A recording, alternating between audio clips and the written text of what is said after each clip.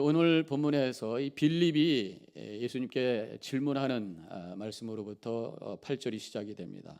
아버지를 보여 주옵소서. 하나님을 보여달라, 그런 말씀이죠. 이 빌립의 질문이 우리의 질문이 되기도 합니다. 하나님을 더 알고 싶습니다. 하나님을 만나고 싶습니다. 이러한 질문에 대해서 우리 예수님께서 오늘 대답하고 계신 것이 본문의 내용인 것입니다. 사람들은 나름대로 하나님을 믿고 하나님을 알기 위해서 여러 가지 노력을 하는데, 어떤 분은요, 보면 믿겠습니다 라고 하는 분이 있어요. 이것은 우리의 어떤 육신적인 감각으로 하나님을 알길 원하는 그런 고백인데, 전 그렇게 믿습니다. 육신의 감각으로 하나님을 알 수 있다면 그때 그 순간은 이미 하나님이 아니에요. 우리의 육신의 감각으로 안다는 게 뭡니까? 보고 만지는 거죠. 그래서 어떤 물질적인 존재라는 거죠. 하나님이 물질적인 존재가 된다면 거기에 어떤 영원성이 있겠습니까? 거기에 어떠한 생명이 있겠습니까? 거기에 어떤 영원한 것이 있겠어요? 거기에 어떤 온전한 것이 있겠어요? 하나님은 영이시기 때문에 우리의 육신의 감각으로 느낄 수 없을 수도 있습니다. 그래서 보면 믿겠다라고 하는 것 가지고는 안 된다는 것입니다. 또 어떤 분은 이해하면 믿겠다, 이런 생각을 하고 있습니다. 어떤 인간의 논리와 사고와 추론을 통해서 하나님을 이해하면 믿겠다.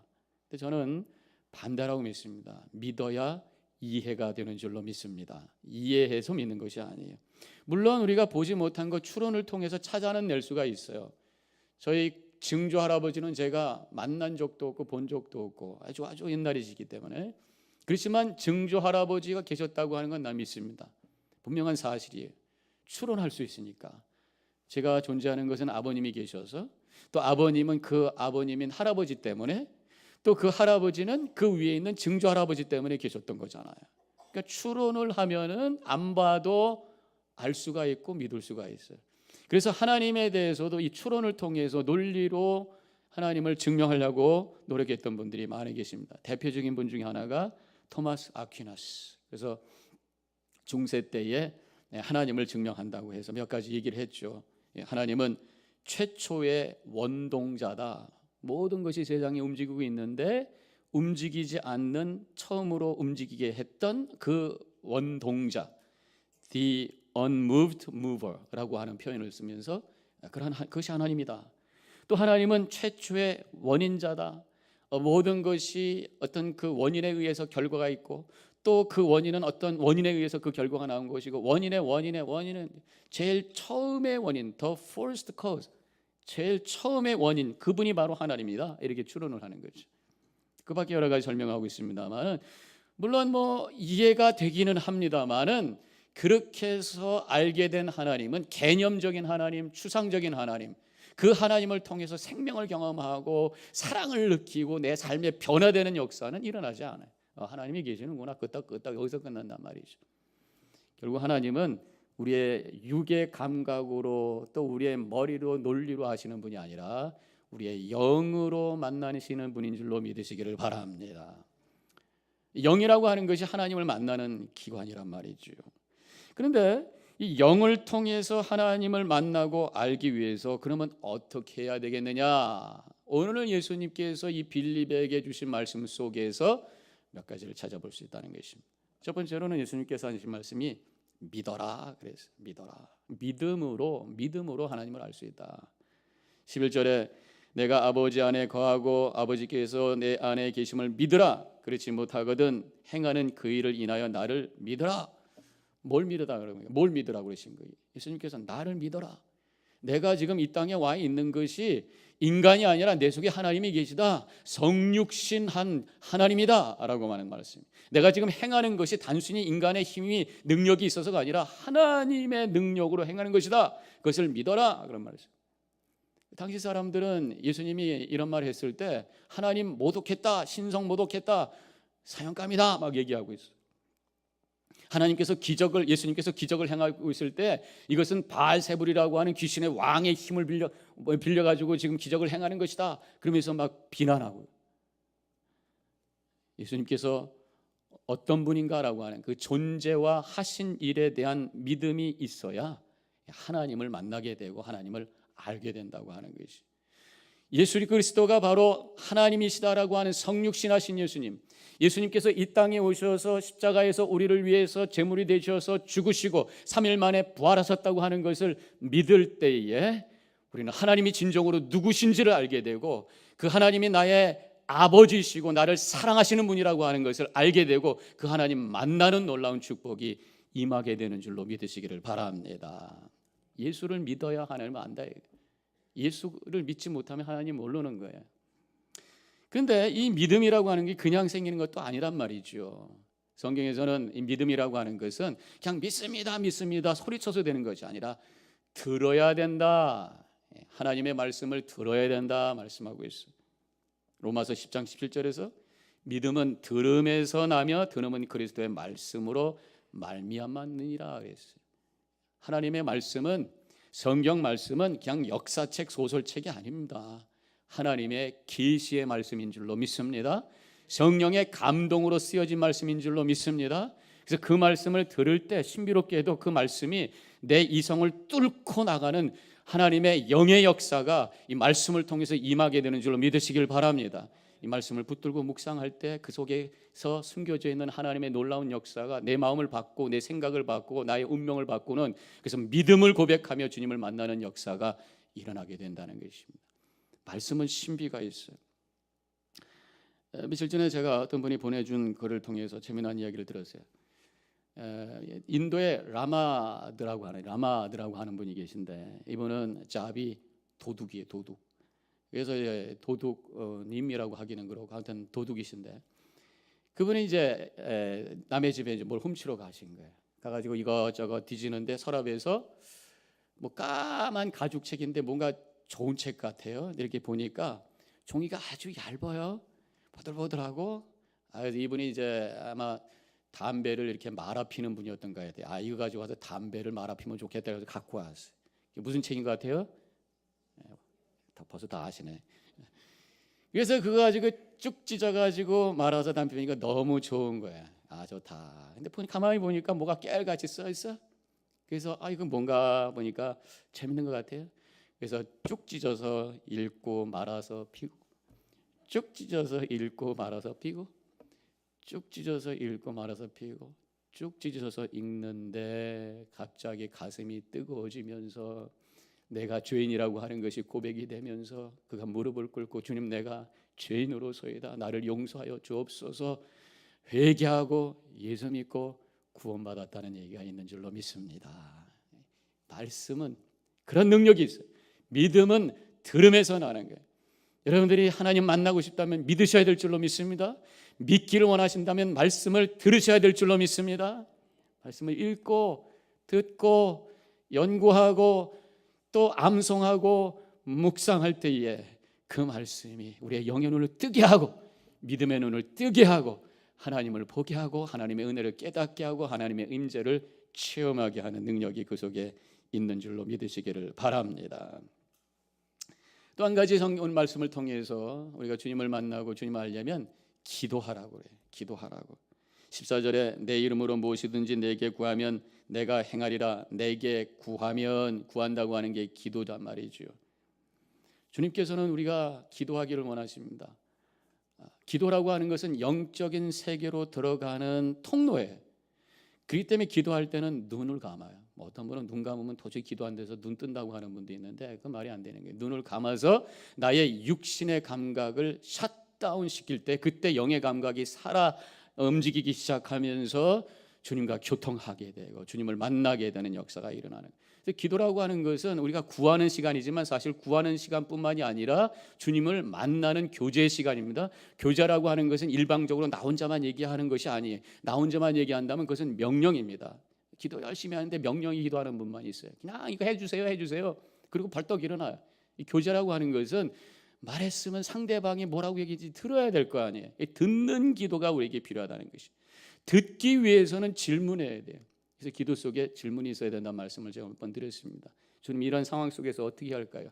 내가 지금 기도하려고 그러는데 무슨 기도할까요? 기도할 때에 하나님은 살아계신 인격의 하나님이시기 때문에 분명히 우리에게 말씀해 주심을 믿으시길 바랍니다.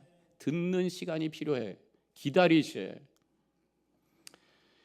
우리가 주님 앞에 간구할 때도 주님께서 원하시는 기도가 돼야 주님과의 연결이 되고 주님이 들어주시는데, 그래서 오늘 말씀의 14절에 내 이름으로 기도하면, 그래서 예수님의 이름으로 기도하라. 예수님으로 기도한다는 게 끝에서 예수님의 이름으로 기도합니다, 그 끝나는 것만 가지고 예수님의 이름으로 기도하는 게 아니죠. 예수님의 이름으로 기도한다고 하는 것은 예수님의 마음으로 예수님의 인격을 붙들고 예수님의 뜻을 알고 예수님의 기도에 동참하면서 기도하는 것이 바로 예수님의 이름으로 기도하는 거예요. 그러면 예수님의 기도가 뭔지를 알아야 돼요. 예수님의 기도에 동참하잖아요. 오늘 본문에서 예수님께서 어떤 기도를 하고 계시는지를 우리에게 가르쳐 주셨어요. 16절에 있는 말씀이 바로 그것입니다. 16절에 내가 아버지께 구하겠으니 그가 또 다른 보혜사를 너에게 주사 영원토록 너희와 함께 있게 하시리니, 그랬어요. 보혜사를 우리에게 주시도록 기도하시겠다, 그런 말씀. 그래서 우리가 예수님의 이름으로, 주님의 마음으로, 주님의 뜻으로, 주님의 기도에 동참하는 마음으로 기도하기 위해서는 여러 가지 기도도 필요하지만 그 중에 필요한 것 중에 하나가 바로 성령을 위해서 기도해야 된다는 거예요. 물질적인 것, 내 문제 해결하는 것만 위해서 아니라 하나님의 영으로 내 심령을 충만히 채워 주옵소서, 성령 충만을 위해서 기도하는 것이 주님께서 원하시는 기도인 줄로 믿으시길 바랍니다. 성령 충만해야 주님의 평강과 은혜가 우리 가운데 넘치는 것이. 그래서 로마서 8장 6절에 육의 생각은 사망이요 영의 생각은 생명과 평안이라. 내 속에 하나님의 영으로 충만히 채워야 돼. 안 그러면 그 공간에 악한 영이 들어와요. 악한 영이 들어오면 육의 생각을 하게 돼요. 육의 생각하면 하나님 만날 수가 없어요. 내 영혼 깊은 곳에 하나님의 영으로 충만하게 채울 때에 내 생각이 하나님께로 향하게 되고 내 마음속에 평강이 임하게 되고 주님을 만나는 놀라운 은혜가 체험되는 줄로 믿으시기를 바랍니다. 성령 충만의 기도가 되기 위해서는 기도가 뜨거워야 돼요. 뜨겁게 기도해야 돼요. 그래서 성경에 보면은 사도행전 2장에 120명이 모여가지고 뜨겁게 기도할 때 성령께서 마가다락 땅에 뜨겁게 임하셔서 막 방언도 하고 하나님의 은혜를 체험하는 놀라운 역사가 일어나고 열정을 가지고 복음을 전하는 역사가 일어났던 것을 우리가 알 수 있어요. 뜨거운 기도는요 혼자서 하는 기도가 아니라 함께하는 기도로, 함께 성도들이 모여서 함께 주님을 향해 부르짖고 영적인 갈급함 속에서 부르짖고 삶의 어려움 속에서 부르짖고 뜨거운 기도를 통해서 성령의 충만함을 체험하게 되는 줄로 믿습니다. 그래서 우리 교회 안에 함께 기도할 수 있는 시간이 많이 있어요. 새벽 기도도 있고요. 특별히 여기 젊은 분들 많이 계시는데 젊은 분들은 새벽에는 일어나는 게 참 힘들죠. 그래서 저녁에 하는 기도회가 있어요. 금요일 날 8시에 찬양 집회 오시면요 함께 뜨겁게 기도합니다. 찬양을 통해서 우리의 마음을 엽니다. 찬양은 하나님께서 거하시는 자리라고 그랬어요. 그 찬양에 우리의 믿음의 고백 속에 찬양을 드릴 때 하나님께서 그 예배 속에 임하게 되고 닫혔던 마음이 열려지게 되고 함께 찬양과 함께 기도할 때 뜨겁게 기도하게 되고 성령께서 심령 속에 충만하게 되면서 우리의 마음이 회복되고 하나님의 임재가 체험되는 놀라운 은혜를 경험하게 될 줄로 믿습니다. 젊은 분들 함께 모여서 찬양하고 기도합시다. 아기들도 봐줘요. 금요일날 저녁에는. 그래서 뭔가 우리가 좀 살아있는 믿음, 하나님을 체험하는 믿음, 눈물의 기도, 치유의 기도, 회복되는 기도, 변화되는 기도가 우리 가운데 있기를 원합니다. 뜨거운 기도도 필요하지만요 깊은 기도가 또 있어야 돼요. 깊은 기도는 또 조용히 하는 묵상의 기도죠. 제가 한번 말씀드린 적이 있습니다. 센터링 침묵 기도. 그래서 깊이 주님 앞에서 조용히 기다리는 것이. 그러면 잡념이 막 생길 때에 거룩한 단어를 가지고 그 잡념들을 흘려보냅니다. 그래서 나의 감각이 어느 순간에 딱 멎어질 때에 하나님의 임재가 영혼 깊은 곳에 체험되면서 언어를 초월하는 신비로운 은혜가 쏟아져 내려오는 것을 경험하게 돼요. 관상기도라는 게 있습니다. 하나님을 바라보는 거예요. 하나님은 영이시기 때문에 안 보여요. 그래서 성경을 깊이 묵상하면서 거기 있는 이미지를 가지고 상상을 통해서 그 속에 내가 동참하면서 주님을 만나고 주님과 교제하고 주님과 함께 식사도 하고 그러면서 와지는 엄청난 은혜를 체험하게 돼요. 그런 깊은 침묵의 기도가 필요해요. 뜨거운 기도와 깊은 기도를 통해서 주님 만나는 살아있는 믿음의 삶을 살아가시기를 주님의 이름으로 간절히 축원합니다. 여기까지는 많은 분들이 알고 있는 얘기고 많이들 하셔요. 그 다음 단계가 필요합니다. 오늘 본문을 통해서 주님 만나고 주님께 가까이 가고 주님을 더 알기를 원해서 하기 위해서는 순종이 필요하다. 순종함. 15절에 너희가 나를 사랑하면 내 계명을 지키라 그랬습니다. 하나님을 만나는 또 한 가지의 방법이 말씀에 순종하는 것이다 그랬어요. 말씀을 듣는 것, 이것은 이성적인 차원이라고 할 수 있어요. 열심히 기도하는 것, 감성적인 차원이라고 할 수 있어요. 말씀에 결단하고 순종하는 것, 의지적인 차원이.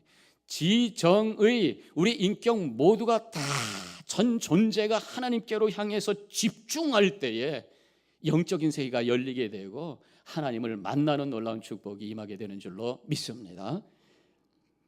예수님께서 15절에 계명을 지키라고 하신 다음에 바로 이어서 하나님께 보혜사를 보내달라고 기도하겠다 이렇게 말씀하셨어요. 이 말씀은 뭐예요?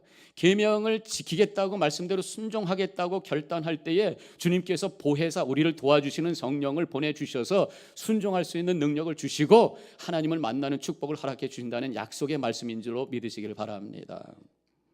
우리 한국교회 영성의 부족한 부분이 바로 이거예요. 순종의 영성, 행동의 영성, 말씀대로 사는 영성, 하나님의 뜻을 이루는 영성, 사명을 감당하면서 받는 은혜와 감격 속에 살아나가는 믿음의 몰수.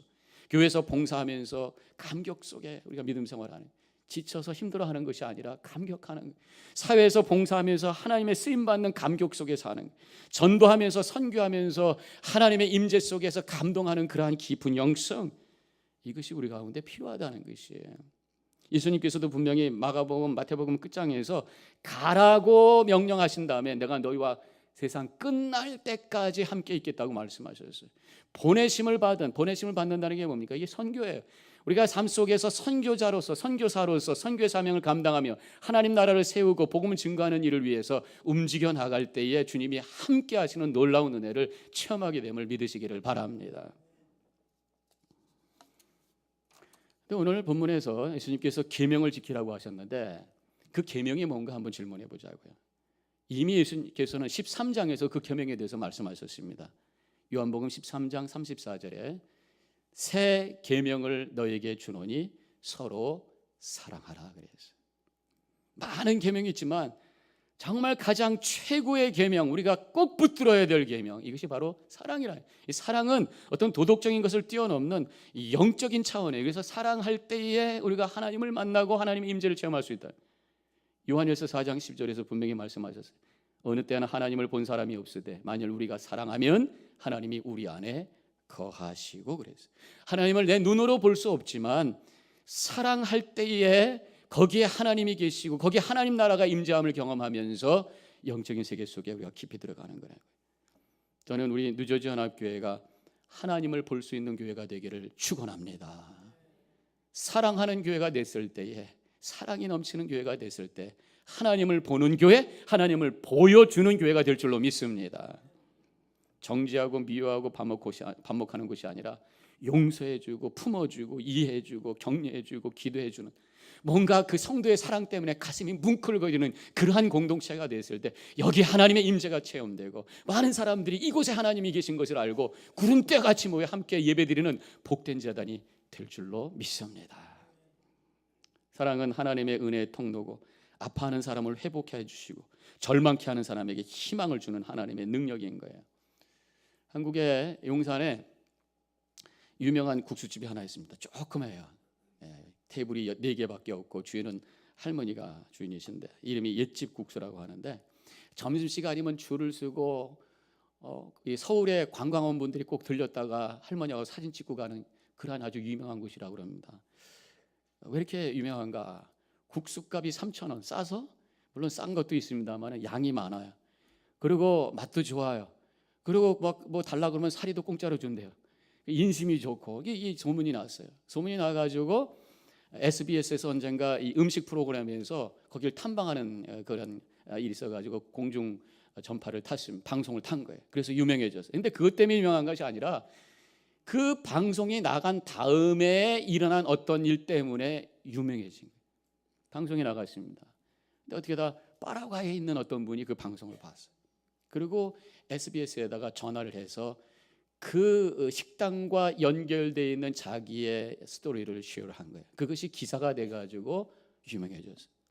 그 이야기가 뭐냐면 한참 전에 이제 IMF 때에 이 사업을 했던 분인데 이분이 파라과이에 계신 분이 망한 거예요.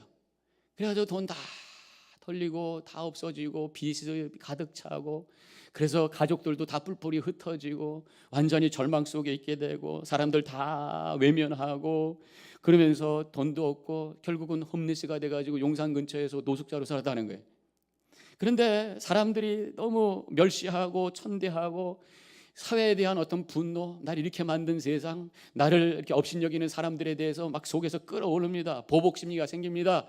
죽고 싶은데 그냥 죽고 싶지 않아가지고 어디 가서 불이라도 세게 질러버리고 많은 사람 죽이고 내가 죽겠다 생각하면서 휘발유통을 맨날 들고 다니는 그런 사람이었어요. 그런데 며칠 동안 밥을 못 먹어서 너무너무 배고픈 거예요. 배고파서 죽고 싶지는 않으셨던 것 같아요. 그래가지고 어디를 갈까 그러다가 그 국수집에 어디 가다 들어가게 된 거예요. 들어가가지고 한 그릇 먹고 또 한 그릇 주세요, 또 먹고 또 한 그릇 주세요, 세 그릇을 배부르게 이렇게 먹었어요. 너무 잘 먹었어요. 기분 좋아요. 근데 문제가 생겼어요. 주머니에 돈이 하나도 없는 거예요. 어떻게 합니까? 이렇게 보다가 문 딱 열고 주랑랑치는 거 막 뛰어가니까 할머니가 쫓아옵니다. 거봐 거기서 뛰어가지 마, 넘어져, 그냥 걸어가. 이러면 그 말에 이 노숙자 이분이 마음에 꽝 하고 부딪혔어요. 이 세상을 향해서 분노했던 그 마음이 눈 녹듯이 녹아집니다. 그래도 세상은 이렇게 아름다운 분이 있구나, 살만하구나. 다시 그 속에 눈물을 흘리면서 감사하는 마음으로 열심히 살기로 결단했어요. 그리고 열심히 살아서 가족들 다시 찾아오고, 그 다음에 파라과이로 이민 가가지고 사업해서 행복하게 살고 있다는 얘기를 나눈 거예요. 그것이 기사가 돼서 나와가지고 그 집이 유명해져가지고 지금 관광명소가 돼가지고 사람들과 할머니 사진 찍어요. 바로 사랑은 이런 능력이 있는 줄로 믿습니다. 근데 가만히 제가 이 스토리를 들으면서 사랑이 뭔가 정의를 해보면 손해보는 거더라고요. 우리 하나님도 손해보셨어요. 당신의 아들을 십자가에 죽기까지 하면서 손해보셨기 때문에 그 사랑 때문에 우리가 소망이 있는 줄로 믿습니다. 손해보려고 하지 않으면 사랑이 생기지 않다란 말이에요. 제가 기대하는 것은 우리 뉴저지연합교회에 이런 가슴 뭉클한 사랑 이야기가 가득 채워지기를 주님의 이름으로 간절히 축원합니다. 그래서 이곳에 하나님의 임재가 체험되고 절망이 소망이 되고 죽음에서 생명의 역사가 일어나는 그러한 교회가 되어서 하나님이 여기 계십니다 선포할 수 있는 교회, 많은 사람들이 그것을 바라보고 올 수 있는 교회, 하나님께 영광 돌리는 우리 뉴저지연합교회 성도님과 제가 되기를 주님의 이름으로 간절히 축원합니다. 기도하십시다.